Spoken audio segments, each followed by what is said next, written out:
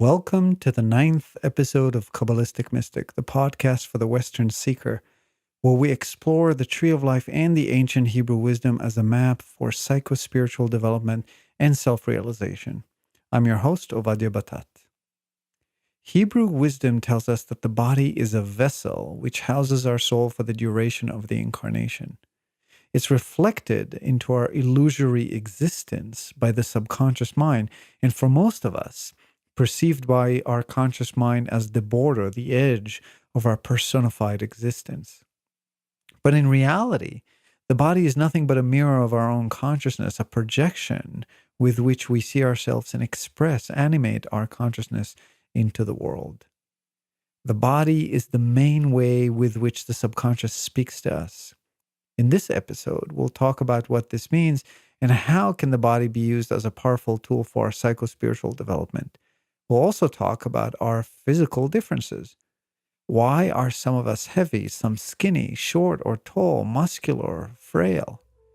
We'll talk about dis-ease and what we can do about it and how limitations in the body can be related to our journey and our purpose. All right, let's begin.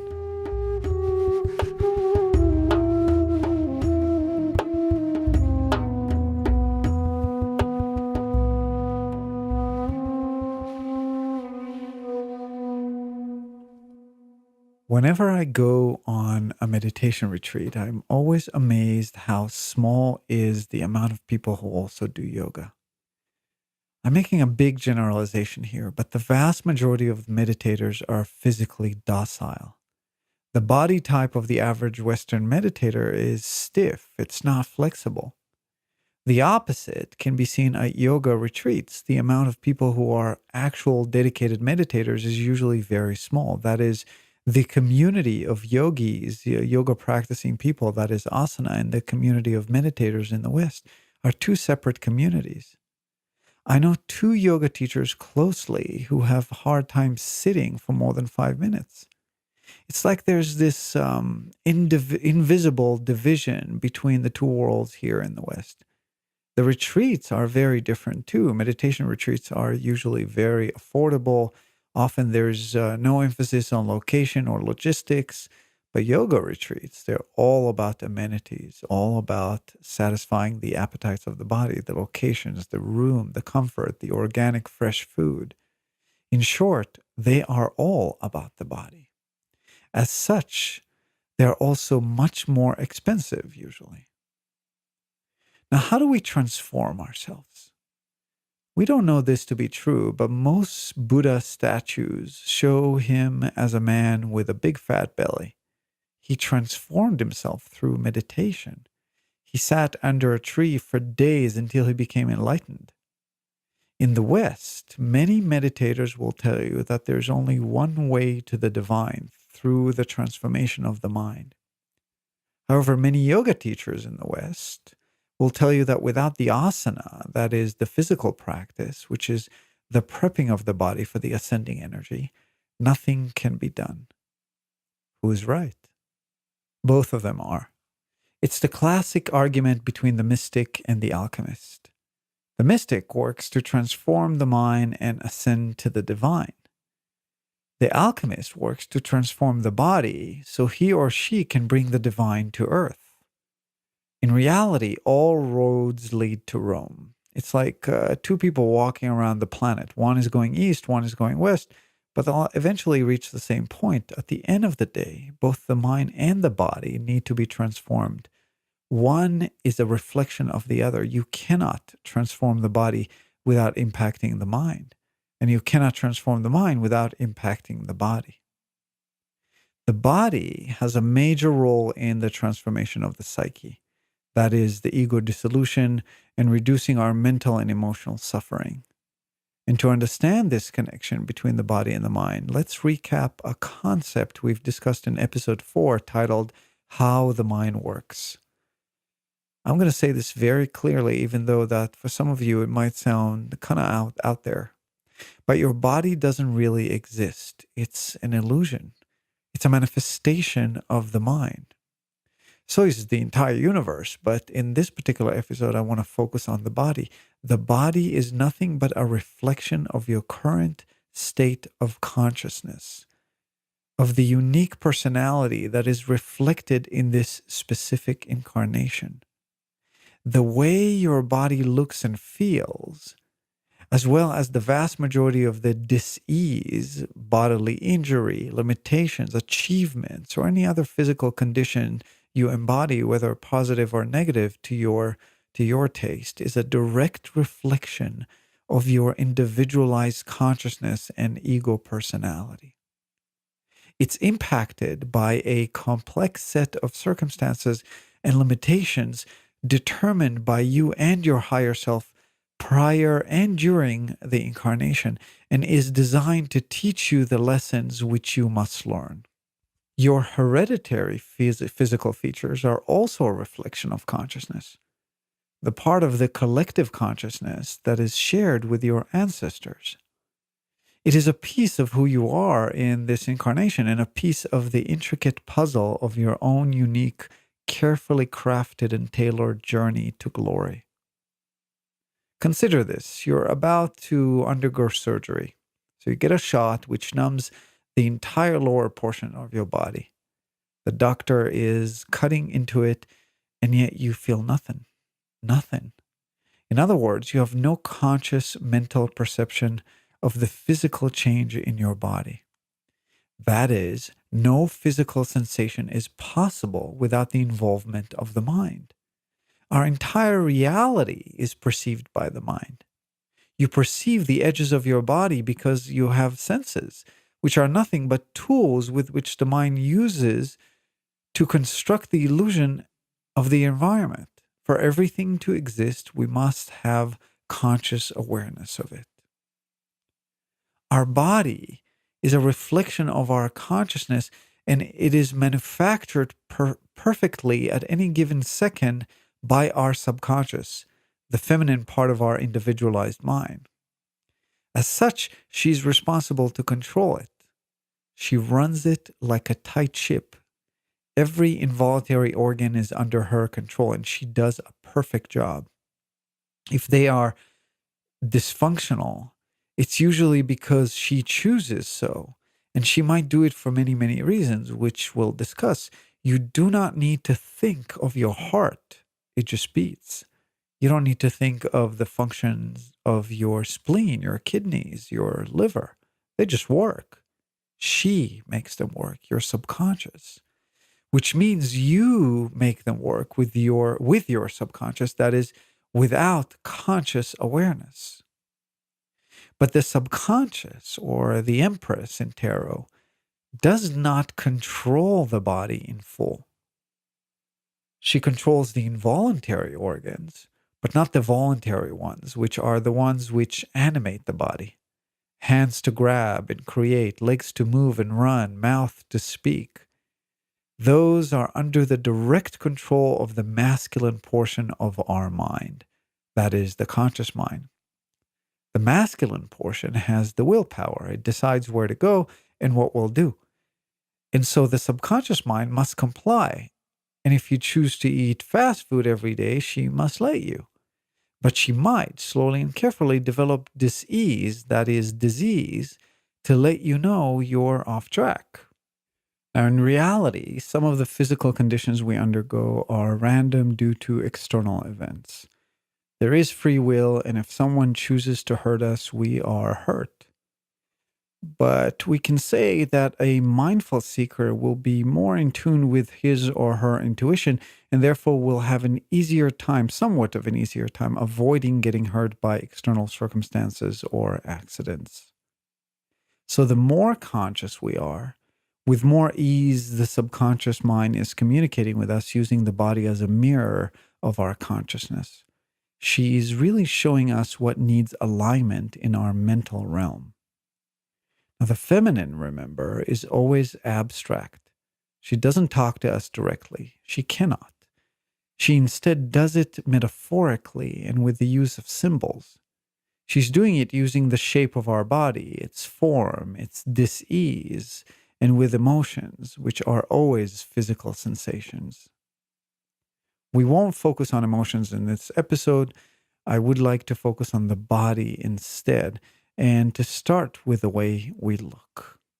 So I invite you to look in the mirror. What do you like about your body?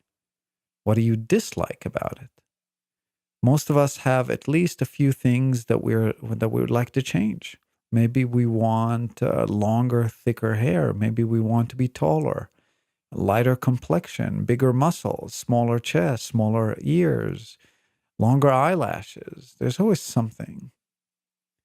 Now, assuming that we are unscathed, the way we look is a result of a complex balance between various pre-incarnative decisions and pre-established limitations, our ancestral gene pool, and a metaphoric representation of our own unique individualized personality.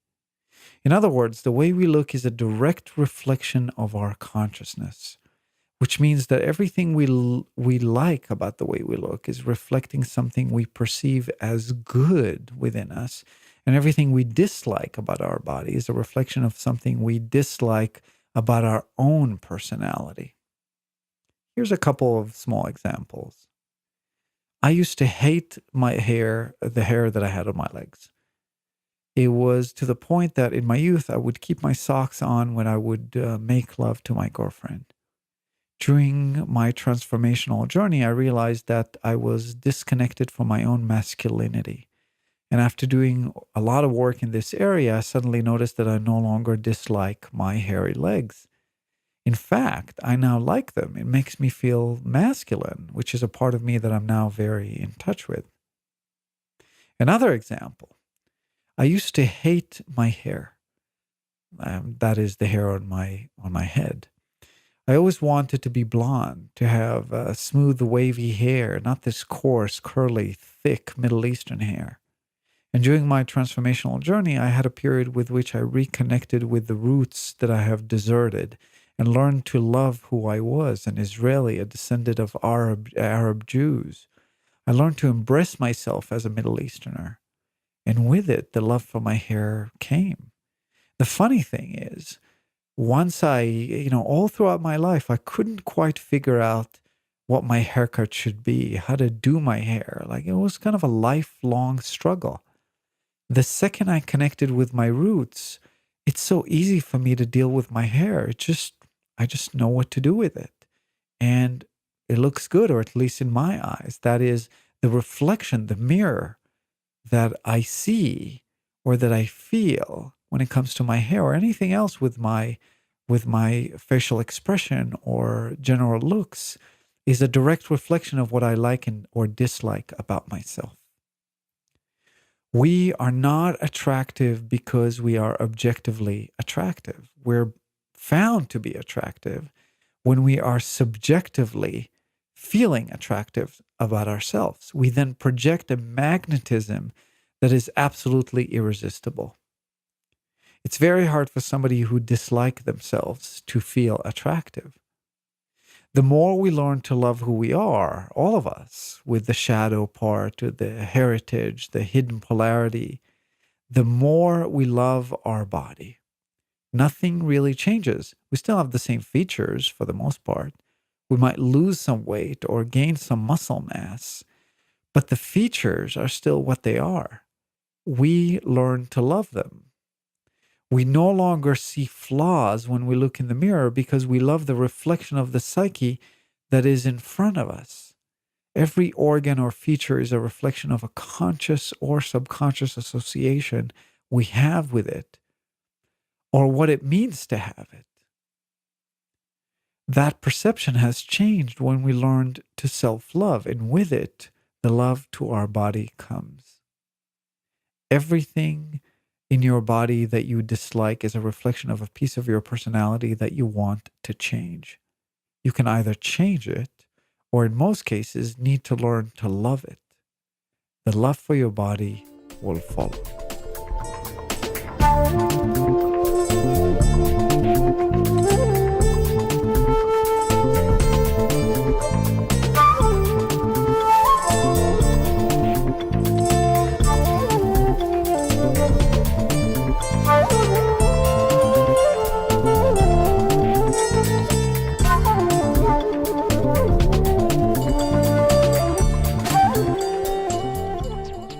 as a kid, I dreaded physical education classes. I had a good reason. I was suffering from asthma, severe allergies, and many other ailments. I was very weak. I was skinny. I was fragile.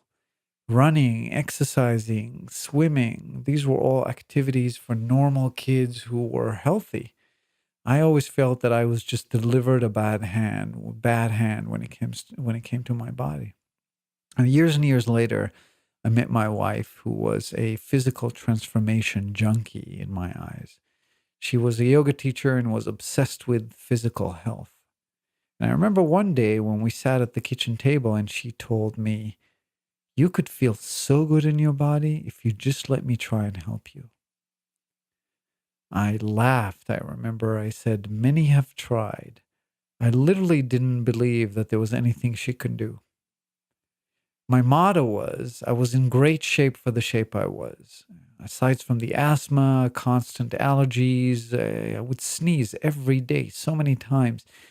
Aside from the horrible skin eczema, I had a ruptured disc at the base of the neck as a result from a car accident. I was constantly constipated, bleeding when eliminating, and I was diagnosed with sleep apnea, which meant I was sleeping with a big mask that made me sound like Darth Vader. Now, for me, this was life. I always suffered. And so, what was different? I spent my entire childhood in hospital rooms and breathing through inhalers and electric pumps. My defense was to live in my head so that I detach from the body and ignore the pain and ignore the discomfort. I basically detached myself from physical sensation. I learned to function despite the discomfort. And little I knew how much it was limiting my potential. But my wife saw it. And aside from seeing the liability, that is, which of course scared her since she knew I won't be getting any younger and the problems would just mount, she also saw my potential. She knew the power of physical transformation and was convinced I could get help. So I said yes to her generous offer to help me. Now it's 9 years later, and she calls me the most successful student recovery story she has ever witnessed. And I can tell you that she was right. I never thought I could feel this way. And let me give you a sense of my current condition. I'm 41 years old. I've never felt better in my life. I start my days early. I hop on my bike to ride to yoga. The ride includes a steep, long hill, which many, including my wife, try to avoid at all costs. I then practice Ashtanga yoga, a rigorous breath-based practice for a little over an hour. And then I ride back home to eat breakfast. My body's lean and fit. My asthma is almost completely gone. My allergies are reduced to minimum. My skin is smooth, no signs of eczema. My neck feels strong and healthy. My digestive system functions like clockwork. I use medication only on very, very rare occasions. I don't even use dietary supplements. I feel like I'm a healthy 20-year-old. In fact, the older I get, the younger I feel. And the question comes, how did I do it? And the answer is very simple, but it might disappoint you. I did it through hard work and a huge sacrifice. I had to learn to take care of my body, which I had no idea how to do. I had to change my diet. I had to learn what is good for me and what I consumed and poisoned me. I had to overcome my fear of physical exercise and slowly and steadily wake up my body into being alive. And I worked very hard and busted my ass in order to gain every piece of progress. My journey is my own, and it is not over. Everyone's journey is different. And what was a solution for me will not necessarily be a solution for you. There are no shortcuts. There is no magic solution. The road is one and narrow and different for everyone. I have no magic or template solution to offer you. So why am I telling you all this? Because there is a piece of wisdom that I can offer. The body is a manifestation of the mind. And more often than not, you can heal it by working directly with your psycho-spiritual distortions That is, by connecting the dots between the physical condition and the psychospiritual piece of your consciousness that it is reflecting. In fact, in most cases, you will not know which piece causes what physical distortion until you healed it. And let me give you a great example. My allergies were very severe. I always joke that if I had $1 for every sneeze I produced, I would be a millionaire by now.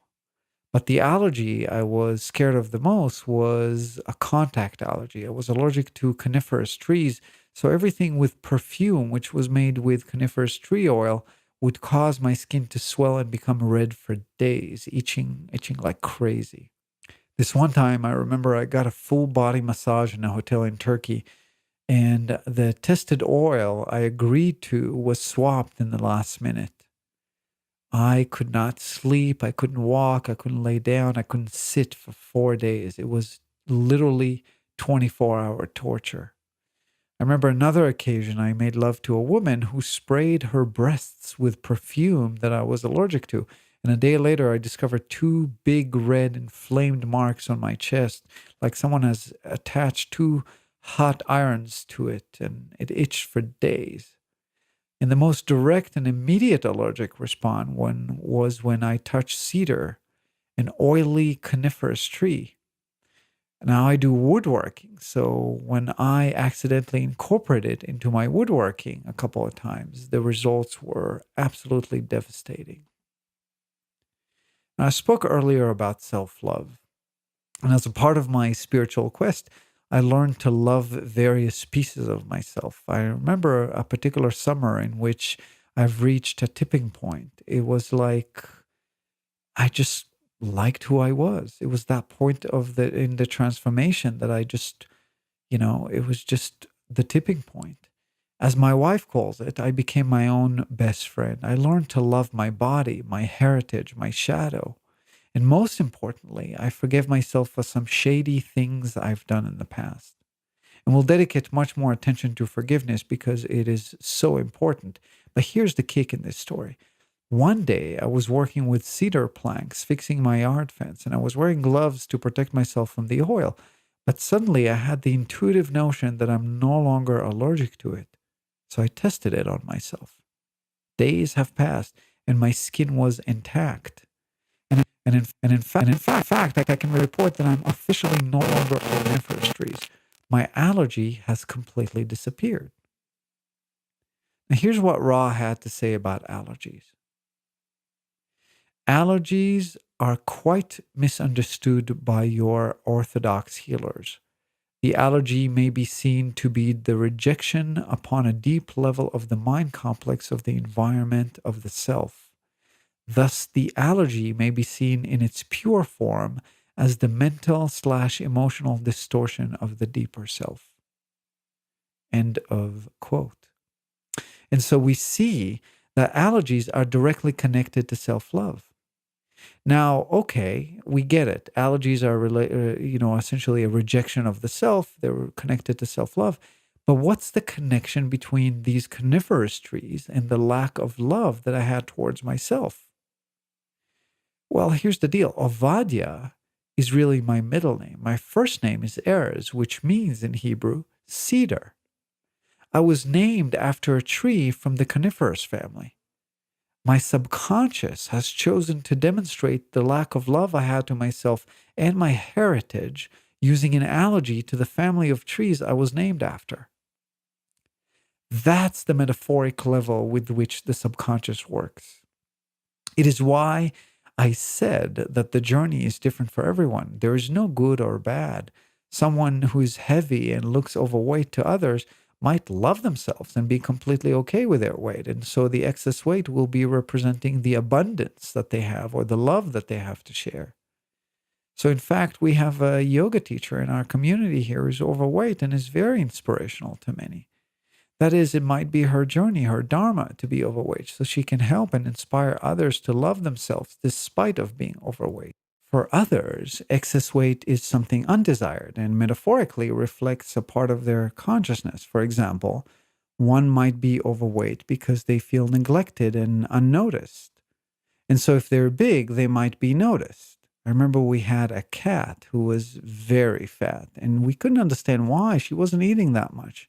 She was just fat all these years. And at some point, I realized that we don't really pay a lot of attention to her. And that was because she was such a bitch.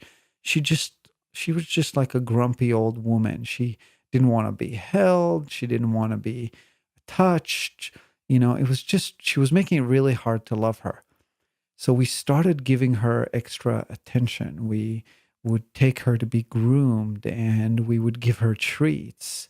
Even though that she was fat, we started giving her treats. And lo and behold, she started losing weight. And so her weight gain, the fact that she was so big, is because she wanted to be noticed. She wanted to be loved. Some might be overweight because of excess consumption of particular emotional hunger they have. The possibilities are endless. It's what resonates with you that counts because it is your subconscious that is metaphorically reflecting your body to give you a particular message. Now, let me share another example which might give you an idea of how a seeker can work with this correlation between the mind and the body in the metaphoric sense. One of my own personal issues is discipline and perseverance. I kind of crumble in the face of challenge. I change my mind easily. I see something is a little bit difficult, there's an issue, there's a hurdle, there's an obstacle. I just go ahead and change my mind. And you have no idea how many times I thought to drop this particular podcast. Well, I have no listeners. Who wants to hear that crap, etc., etc. And so I get excited about an idea only to desert it when things get difficult and challenging, when I'm supposed to show up for the mundane and hard work. Now, I've asked for this problem to be solved in my prayers, my meditations, my visualizations. I ask to be able to do my work with joy and not to feel like it's a chore. Nothing changed, but I did get an intuitive hint. Intuitive thoughts are those that appear out of nowhere without any thread of thought preceding them. And the intuitive notion was that this particular mental distortion has to do with my legs. Now, a little bit of background here. My legs and I are a very long story, but in short, I can tell you that they are, together with my lungs, the weakest links in my body. I grew up very sick, but over time, I've developed a strong upper body, although I was never able to make my legs strong. It had to do with, obviously, a significant aerobic exercise, which I was really afraid of because of my asthma. And so all my physical practices were impacted by this. I'm a lousy swimmer. My yoga practice is bottlenecked by my weak legs, etc. My legs are my bottleneck. In Kabbalah, legs reflect stability and strength. They reflect the bottom triangle, which is the seat of action. And I realized that in order to solve my issue with discipline and perseverance, I must dive into the task of making my legs stronger and embracing an aerobic exercise. So notice it's not enough to just realize what is the mental distortion that the physical portion of the body reflects. You actually have to go through the experiential change to change the body so that the mental piece will change as well. And so I took on riding my bike to yoga despite the steep hill that I mentioned earlier. And I got to tell you, within 1 week, the results were amazing. Within days, I felt a huge change in my actual work. I no longer felt that riding was a chore. I approached it with joy. I could feel the resistance to discipline melting away the more I rode my bike and the more my legs were stronger. And they were stronger by the day. With the legs being stronger, I was feeling that my willpower is getting stronger. The body is a reflection of the subconscious mind. You can heal the mind or you can heal the body. They are one and the same. Knowing this relationship will help you get there faster. Your transformation will accelerate exponentially over time. You will eventually feel no difference between your state of consciousness and the physical manifestation of your being. You'll be so acutely aware of every slight change in your physicality, and you will have more and more insight as to what it reflects in your psyche. The same condition can reflect different issues at different times. My asthma, for example, is what I called my moving catalyst. It comes back again and again as an indication or a new bar that I must set in my health. When it comes back, I know I have become more sensitive and it's time to eliminate yet another item from my diet. It's like a tool, a way for my subconscious to tell me I've become more sensitive because my body is pure. Your conditions are yours and could mean completely different things. And you must ask yourself what resonates with you. Here's another example. When I eat too much sugar, too much being a threshold, of course, which keeps getting lower and lower as I get cleaner, I get a strange rash at the side of my neck, exactly in the place where you will get a hickey. So I thought of it for a long time. Why there? Why is it that I get this rash exactly in that particular spot? Remember, nothing is an accident. And I reached the conclusion that sugar is sucking my energy and life force, sort of like a vampire. It's exemplified by how I feel. It's exhilarating when you are bitten, or in this case, when I'm biting from the sugar. But after a few moments, when the sugar high is gone, I felt drained of energy. Now, this realization helped eliminate my desire to eat processed sugar, which is poison for my body. And now when I see sugar, I can't think but on anything else but the life force that this candy or sugar confection will take away from me. It will be extremely presumptuous of me to say that I know anything about anybody else's journey but myself, even if there are a public figure. But I do find it fascinating that a famous scientist who is with no doubt one of the smartest people on the planet, at least when it comes to the mental abilities, has lost control over his entire body and is living entirely in his conscious mind. Now, the conscious mind, remember, is the masculine, the linear, the logical. Everything must make sense, which is the guiding principle of the quintessential scientist. Therefore, there must be a unified theory for everything because everything is logical.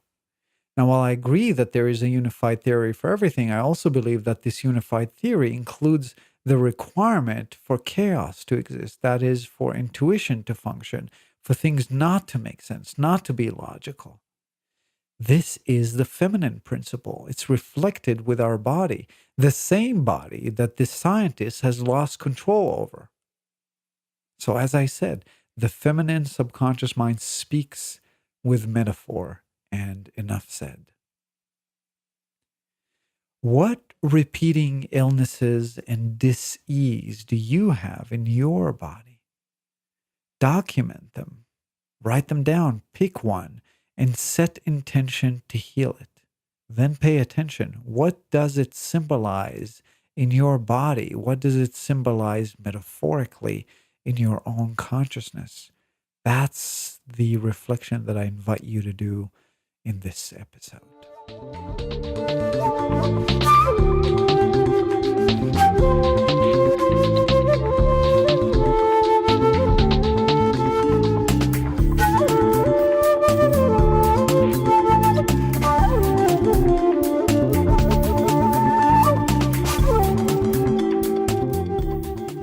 You probably know by now, just by listening to this episode, that I had my share of suffering, and it was definitely a fair share.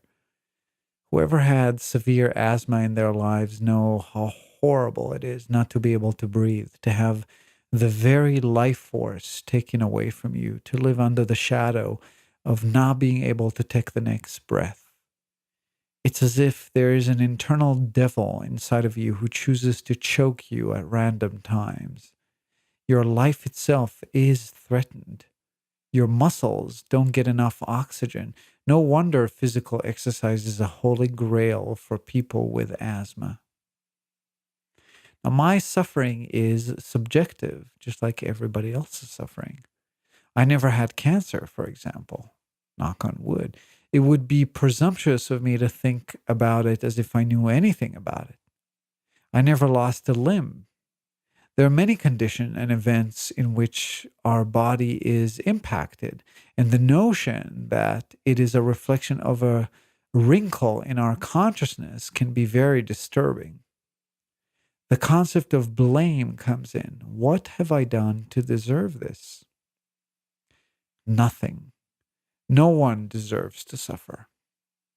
That said, disease or injury can serve many invisible physical, mental, and social functions related to our life's journey. Maybe as a result of getting sick, we became closer with our partner who took care of us and helped us heal and taught us the lesson of what it means to fight for our lives. Maybe it got us to be closer with our partner. Maybe we became sick due to some karma from previous incarnation, so we can learn the meaning of allowing ourselves others to take care of us, or what it means to have that particular disease. Maybe we have agreed to a physical limitation prior to our incarnation as a way to force ourselves to walk through a very specific journey. In other words, the reason for the disease can be a response to our physical actions within the incarnation, but can also be to an invoked emotion, to invoke emotion within us, to guide us on our journey, and so on. So what seems to be something which disables us can be a great enabler. For us to really know, we must see the big picture, which is always impossible when we are in the middle of the chaos and the suffering. And I'll give you an example of the big picture so that you can see what I mean. Here's an excerpt from a TED Talk, an inspiring story by a woman named Amy Purdy, a young snowboarder who got sick with bacterial meningitis. And I'll give you snippets real quick, which will walk you through the entire story. Here's Amy describing the disease and the impact it had on her. Over the course of 2.5 months, I lost my spleen, my kidneys, the hearing in my left ear, and both of my legs below the knee. When my parents wheeled me out of the hospital, I felt like I had been pieced back together like a patchwork doll. I can't even imagine the suffering of a young woman who was subjected to such a trauma. Next, you're going to hear the ego dissolution phase, and then the rebuild, the reborn individual, the phoenix rising from the fire. That day, I went home, I crawled into bed, and this is what my life looked like for the next few months. Me passed out, escaping from reality, with my legs resting by my side. I was absolutely, physically, and emotionally broken. But I knew that in order to move forward, I had to let go of the old Amy and learn to embrace the new Amy. And that is when it dawned on me that I didn't have to be 5'5" anymore. I could be as tall as I wanted.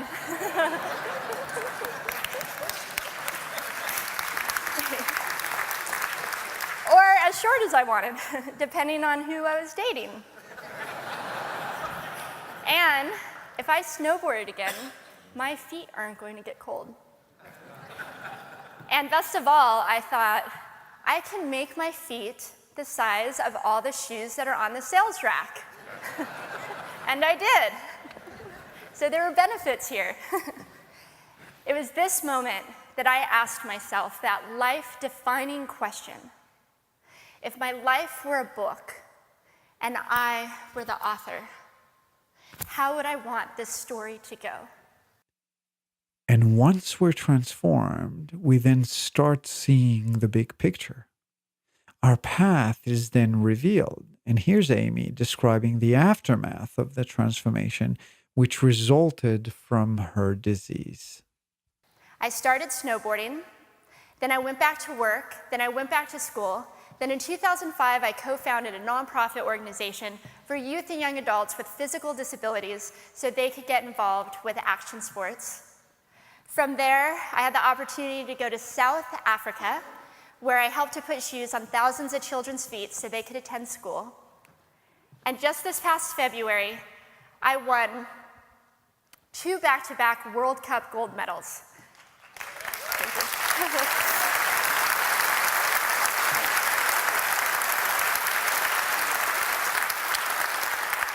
Which made me the highest ranked adaptive female snowboarder in the world. 11 years ago, when I lost my legs, I had no idea what to expect. But if you asked me today if I would ever want to change my situation, I would have to say no. Because my legs haven't disabled me. If anything, they've enabled me. They've forced me to rely on my imagination and to believe in the possibilities. And that's why I believe that our imaginations can be used as tools for breaking through borders. Because in our minds, we can do anything, and we can be anything.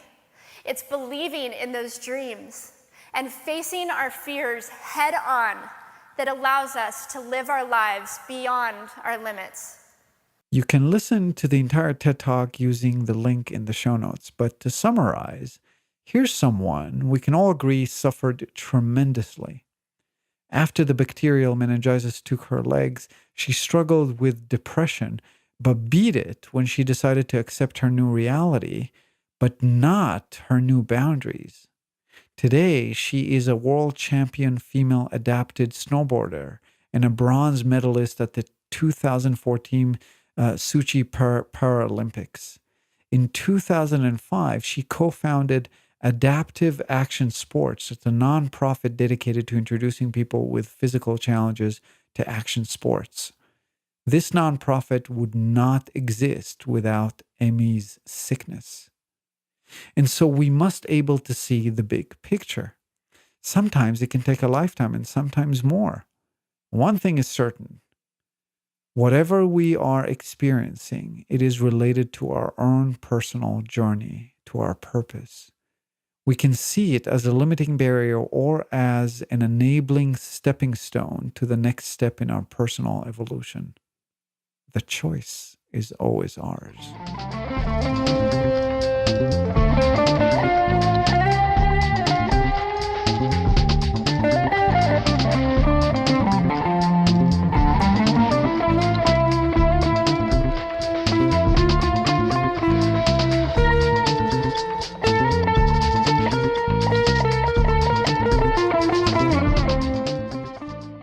I can't wrap this episode without talking about yoga. It's an episode-worthy topic in itself, and I already have a great yoga teacher lined up to join us in the next few weeks. But for now, I just want to say this. The Western wisdom is heavily intellectual. Hebrew wisdom gives us a framework, a map for the spiritual journey and towards illumination. And while its implementation is always in practice, the actual Torah, the actual framework, is purely intellectual. There's a deep, rich body of knowledge behind the various pieces. And to truly embody and implement them in our lives, we must branch out of this knowledge and expand it both intellectually and experientially with other frameworks. Think of Hebrew wisdom as the instruction manual for the universe and of consciousness. An instruction manual for a car might tell you that you must service the engine if such and such failure happens. But it's not going to tell you exactly how to do it. It's just going to tell you that you got to service the engine. It assumes someone will have the knowledge. The same goes here. The Book of Formation, for example, tells us without meditation, we cannot complete our journey.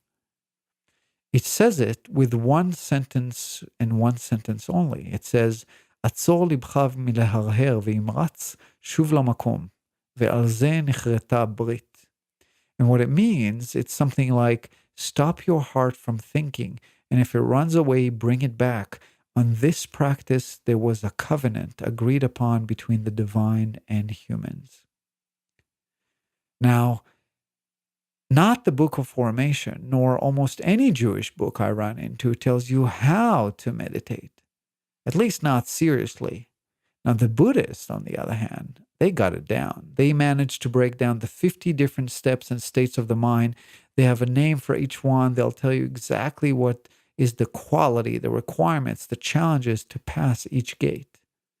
The gates, interestingly enough, are also described intellectually in the Zohar, but Buddhism will tell you how to actually get it done.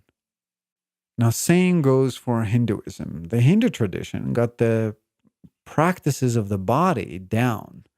They know of every one of the 72,000 invisible energy connections called nadis, how they work, and what one must do in order to open them. The tree of life metaphorically depicts the same high-level energy connections via the 22 lines connecting the spheres, but the Hindus will tell you what your big toe has to do with them. The tree of life will tell you that you're made of a feminine and masculine polarities depicted by the two outer columns, and that the energy is meant to go up the central column, which is unity. The Hindus will tell you how to physically open and move the energy via the Ida and the Pingala, which are the negative and positive channels, so that you can bring the Kundalini energy up the Shushumna, which is the central line. So as you see, Hebrew wisdom is somewhat of a general intellectual map, and it brings a lot to the table. In fact, it kind of connects the dots when it comes to the psychospiritual journey towards illumination. But when it comes to the deep dive into the bodies of knowledge, there is no avoiding, if you're serious about your transformation, there's no avoiding dipping into other areas, into other bodies of knowledge. We can learn something from every tradition, every spiritual framework that is out there. I believe that there's a reason why so few people get illuminated. It's because we have failed to come together as people and join the Eastern and Western spiritual framework in an effort to bring a more holistic perspective of the process. There's a lot of ego on both sides. The Western religions often refuse to introduce the Eastern methodologies, claiming that they are blasphemy. And there's much pride in the East because there's much pride in the East about yoga being the way.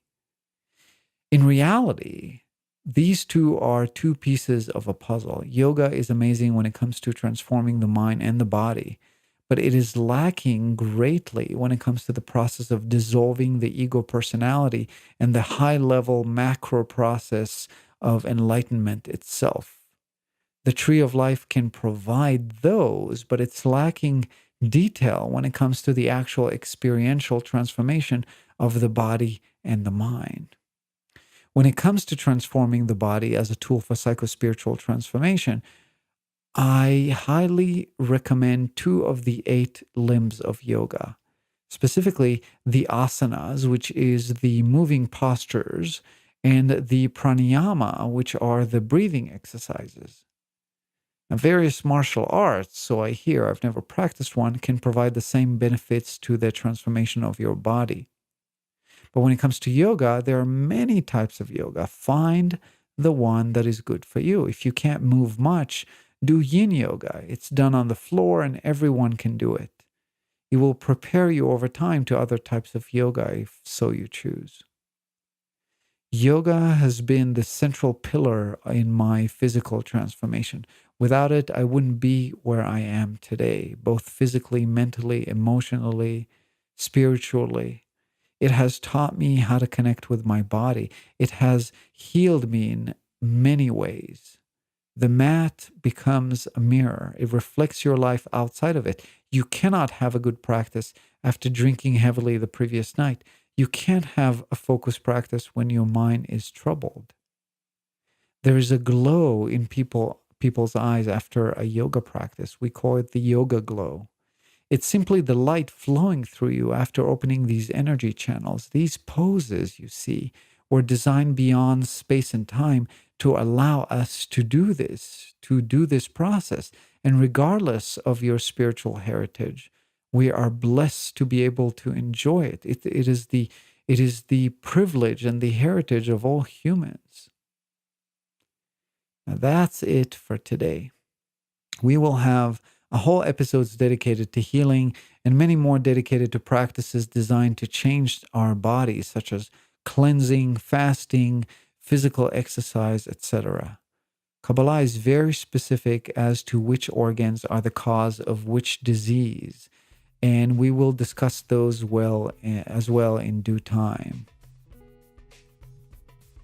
This concludes the 9th episode of Kabbalistic Mystic. Today we discussed the body as a tool for transformation. First, simply as a mirror to our consciousness and a reflection of our ego personality projected into our mental awareness by the subconscious mind. We then discussed dis-ease and how it can be used as a catalyst for the progress in our journey. And lastly, we spoke about physical limitations we undergo either from birth or after due to injury or disease, and how they can relate to our journey and our purpose. I want to remind you that iTunes reviews are very important as they sustain this show.